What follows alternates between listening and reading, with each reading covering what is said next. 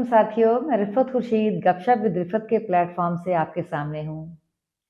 लालच और खुदगर्ज़ी की पट्टी इंसान को खूनी रिश्तों की अहमियत से यकसर बेनियाज़ कर देती है और जब मकाफ़ाते अमल के ज़रिए अल्लाह की बेआवाज़ लाठी नतारे में बिल्कुल देर नहीं लगाती और सज़ा और जज़ा के अमल में नतारे के ज़रिए दूध का दूध और पानी का पानी हो जाता है, तब बहुत देर हो चुकी होती है। यही कुछ अकरम साहब की फैमिली के साथ भी हुआ। आज मैं आप लोगों के साथ अकरम साहब की ज़िंदगी की वाक़यात का एक पहलू डिस्कस करूँगी। हुआ कुछ यूँ कि अकरम साहब 5 बहनें और 5 भाई थे। ये सिहाला के एक गाँव रसूलपुर के रिहायशी थे। इनके घर में 5 बहनें, 5 भाई और 2 वालिदैन पर मुश्तमिल ख़ानदान था। जब ये सब बहन-भाई तालीम और तरबियत हासिल करने के काबिल हो गए, तो इनके वालिदैन ने लाहौर का रुख इख्तियार किया ताकि बच्चों की आला तालीम की तरफ तवज्जो दी जा सके। इनके एक भाई ने पीआईए में आला मुलाज़मत की, एक कनाडा में सेटल्ड थे, एक ऑस्ट्रेलिया में, जबकि इनका एक भाई और बाकी तमाम बहनें लाहौर में सेटल्ड थीं। अकरम साहब ने खुद भी लाहौर के एक सरकारी इदारे में एक कामयाब क्लर्क की हैसियत से अपनी ज़िंदगी गुजारी।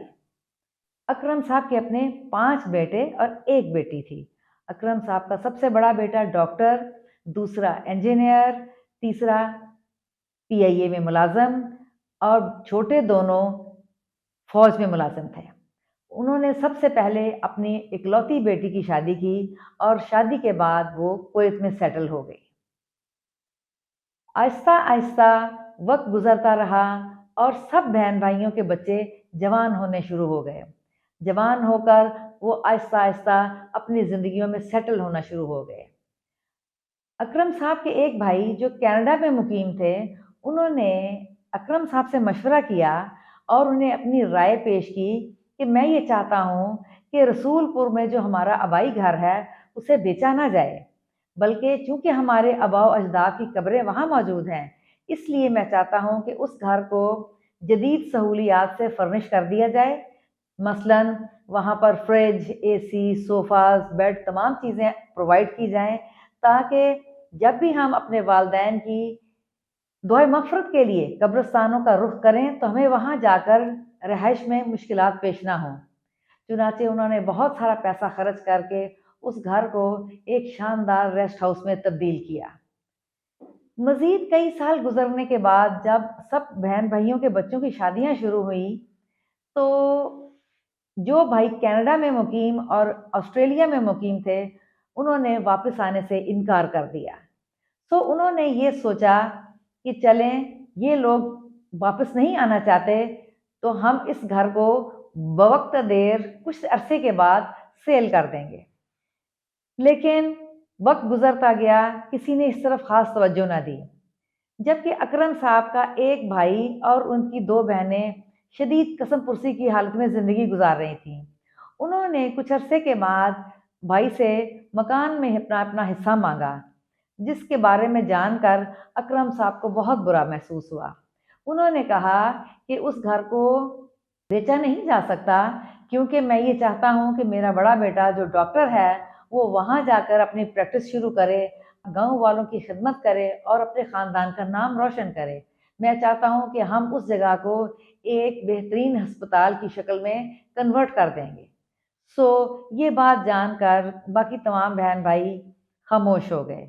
लेकिन मज़ीद कई साल गुज़रने के बाद भी ऐसा ना हुआ, तो उन्होंने दोबारा अकरम साहब से राब्ता करते हुए कहा कि आपका बेटा तो वहाँ जाने का इरादा नहीं रखता, तो अब तो कोई हर्ज नहीं होना चाहिए। आप अब उसे बेचिए और ताकि हमें हमारा हिस्सा दीजिए। जिस पर अकरम साहब कहने लगे कि असल में मेरा बड़ा बेटा वहाँ पर जाने का इरादा नहीं रखता, लेकिन मेरा सबसे छोटा बेटा फ़ौज से रिटायरमेंट के बाद वहाँ खिदमत करना चाहता है। वहाँ वो बच्चों के लिए स्कूल खोलना चाहता है, जहाँ पर वो और उसकी बीवी दोनों मिलकर पढ़ाएँगे और असातिज़ा रखेंगे और हमारे बाप-दादा का नाम रोशन करेंगे। इसलिए वहाँ उस जगह को नहीं बेचना चाहते हम।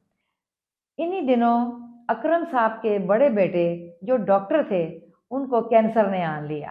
5-7 साल के तवील इलाज के बाद, जिस पर बेशुमार अंधाधुंध पानी की तरह पैसा भी बहाया गया, ڈاکٹر صاحب جانور نہ ہو سکے اور اپنے خالق حقیقی سے جا ملے۔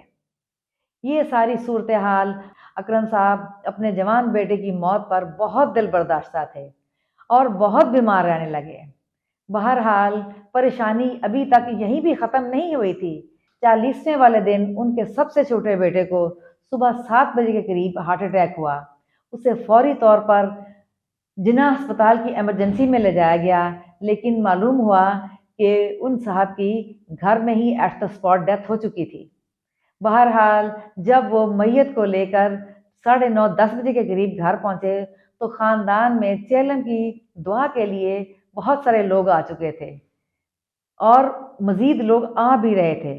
جیسے ہی آگے آنے والے لوگوں نے ایک نئی میت دیکھی تو گھر میں کوہرام مچ گیا کہ یہ کیا ہو گیا۔ اس پریشان کن صورتحال نے اکرم صاحب کو بہت پریشان کیا اور وہ اپنا ذہنی توازن کھو بیٹھے۔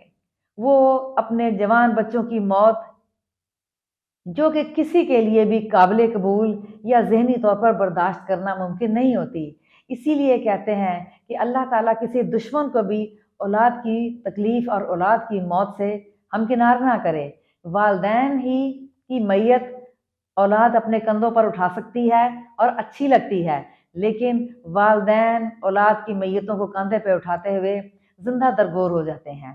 یہی کچھ اکرم صاحب کے ساتھ بھی ہوا اور وہ ذہنی توازن کھو بیٹھے اور اس کے بعد تقریباً 1.5-2 سال شدید اذیت میں اپنے خالق حقیقی سے جا ملے۔ سوچنے کی بات یہ ہے کہ زندگی میں انسان سے بے شمار غلطیاں اور کوتاہیاں ہوتی ہیں، لیکن ارادی طور پر کسی کی حق تلفی کرنا ہمارے لیے جائز ہے۔ ہم زکوٰۃ اور دوسرے مذہبی فرائض کی ادائیگی پہ تو بہت زور دیتے ہیں اور اس میں بڑھ چڑھ کر حصہ لینے کی تلقین کرتے ہیں اور خود بھی کوشش کرتے ہیں کہ ہم سے کوئی کوتاہی نہ ہو، ہم سے کوئی گلہ نہ کرے، ہم اللہ کے امتحان میں نہ آ جائے، لیکن کسی کا حق وقت پہ ادا نہ کرنا کیا زکوٰۃ سے کم اہم ہے؟ ہمیں اللہ تعالیٰ یہ سمجھ عطا فرمائے کہ ہم کسی کی حق تلفی کرنے سے گریز کریں، کیونکہ ہر انسان کو وہی ملتا ہے اور جب ہی ملتا ہے جتنا اس کے نصیب میں ہوتا ہے۔ کبھی کسی کو نصیب سے زیادہ اور وقت سے پہلے نہیں ملا۔ اس لیے کسی کی حق تلفی کرنے اور ہوشیاریوں اور چالاکیوں سے ہمارا دامن ہمیشہ خالی اور پچھتاوے کا ساتھ ہی رہتا ہے۔ مجھے امید ہے آپ میری اس بات سے ایگری کریں گے۔ یہ آپ کا چینل ہے ساتھیوں، اسے لائک کیجئے، کمنٹ کیجئے اور اپنی رائے سے مجھے آگاہ کیجئے، تاکہ ان واقعات میں جو میں تلاش کر پائی، جو میں سمجھ پائی، میں اس کو مزید بہتر طریقے سے آپ کو بیان کر سکوں۔ آئندہ کے لیے اجازت دیجیے۔ اللہ حافظ۔ السلام علیکم۔